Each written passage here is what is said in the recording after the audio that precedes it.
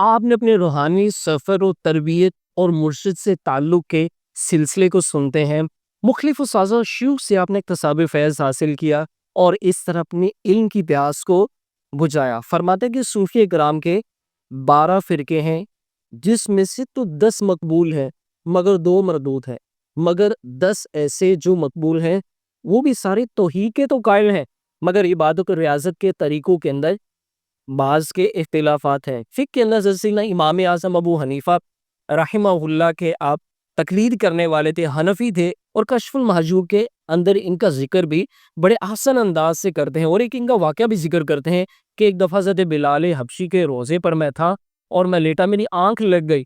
فرماتے ہیں خواب کے اندر رسالت مآب کو دیکھا، گود میں ایک طویل القامت شخص کو دیکھا۔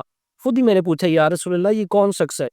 حضور علیہ الصلوۃ والسلام نے ارشاد فرمایا یہ تمہارا رہنما ہوگا، یہ ابو حنیفہ ہے۔ اللہ اکبر۔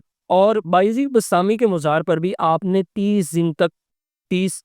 90 دن تک آپ نے چلا کاٹا ہے، 3 ماہ تک۔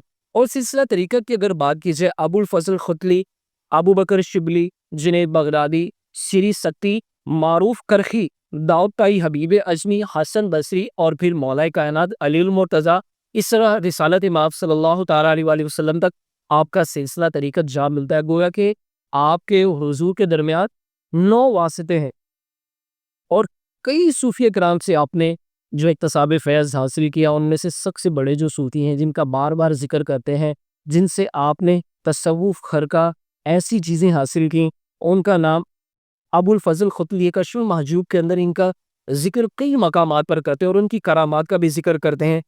40 کے قریب صوفیہ کرام کا ذکر آپ نے کشف المحجوب کے اندر کیا۔ آئیے ان میں سے ایسے 3 کہ جو بڑے ہی جلیل القدر، جن کا بار بار ذکر، جن کی کتابوں کے ریفرنس بھی آپ کشف المحجوب کے اندر ذکر کرتے ہیں، ان کا سنتے ہیں۔ ابو القاسم عبد الکریم حوازن کوشیری، جنہیں امام کوشیری کے نام سے بھی جانا جاتا ہے، بڑے ہی مشہور صوفی بزرگ گزرے ہیں۔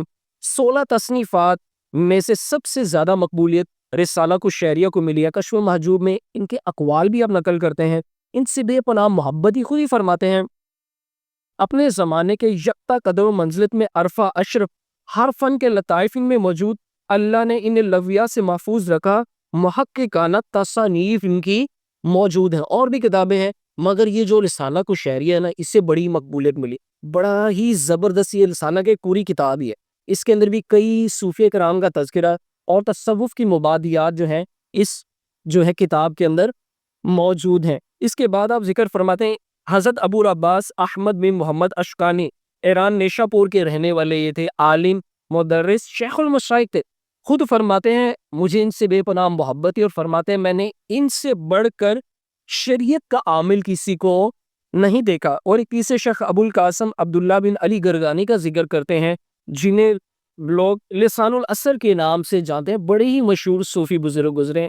کشف المحجوب میں ان کا ذکر بھی کئی دفعہ کئی مقامات پر کرتے ہیں، اور آپ نے حضرت خضر علیہ السلام سے بھی اکتساب فیض حاصل کیا، اور فرماتے ہیں حضرت خضر علیہ السلام سے اگر کوئی ملاقات کرنا چاہتا ہے تو اس کی 3 شرطیں ہیں، 3 شرطیں جس میں پائی جائیں گی حضرت خضر علیہ السلام کی وہ زیارت کرے گا، انہیں وہ پائے گا۔ فرماتے ہیں کہ سب سے پہلا تو وہ شخص سنت کا عامل ہونا چاہیے، جو بدعتی شخص ہے، سنت کا عامل نہیں ہے، اسے حضرت خضر کی زیارت نہیں ہو سکتی۔ دوسری شرط فرماتے ہیں کہ وہ شخص دنیا پر حریص نہ ہو، دنیا کو جمع کرنے والا نہ ہو۔ فرماتے ہیں کہ وہ کل کے لیے کھانا جمع کرنے والا نہ ہو، ذخیرہ اندوزی کرنے والا نہ ہو، ایسے شخص سے بھی حضرت خضر علیہ السلام ملاقات کرتے ہیں۔ یہ دوسری شرط ہے، یہ دونوں پائی جائیں۔ اور ایک تیسری بھی شرط فرمائی کہ مسلمانوں کے لیے اس کا دل کشادہ ہونا چاہیے، یعنی کہ مسلمانوں کے ساتھ اس کے تعلقات رشتہ داروں کے ساتھ بحال ہونے چاہیے۔ جو قطع تعلقی کرنے والا شخص ہے، ایسے شخص سے بھی حضرت خضر علیہ السلام ملاقات نہیں کرتے۔ گویا کہ فرماتے 3 شرطیں جس میں پائی جائیں گی اسے حضرت خضر علیہ السلام کی ملاقات ہوگی۔ پہلی شرط سنت کا عامل، دوسری شرط کہ وہ کل کے لیے کھانا جمع کرنے والا نہ ہو، مال جمع کرنے والا نہ ہو، اور تیسرا فرمایا وہ مسلمانوں کے لیے اس کا دل کشادہ ہونا چاہیے، مسلمانوں کے ساتھ صلہ رحمی کرنے والا ہونا چاہیے۔ جو قطع تعلقی کرنے والا ہے، حضرت خضر علیہ السلام اس سے ملاقات نہیں کرتے۔